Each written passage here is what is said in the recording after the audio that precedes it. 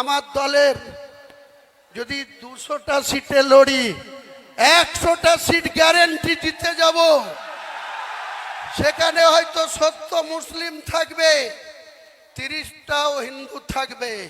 আপনার বাবা শিশির বাবুর ক্ষমতা থাকলে আমার গায়ে হাত দিয়ে দেবে, দেখবো আপনি কত বড় পালোয়ান। বাংলার মেদিনীপুরের ছেলে, আমিও মুর্শিদাবাদের ছেলে। আমাকে এক আঙুল দেখালে আপনাকে 2 আঙুল দেখাবো।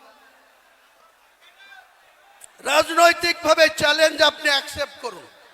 অনেক শুনেছি আপনি সাংবিধানিক চেয়ারে ওত নিয়ে লিডার অফ দ্য অপোজিশন হয়ে আপনি বলবেন আমি হিন্দুদের জনপ্রতিনিধি।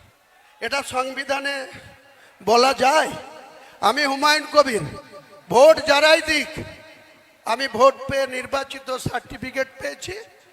মুর্শিদাবাদ সহ বাংলার 11.5 কোটি মানুষের 294 জন এমএলএ, তারা 11.5 কোটি মানুষের জনপ্রতিনিধি।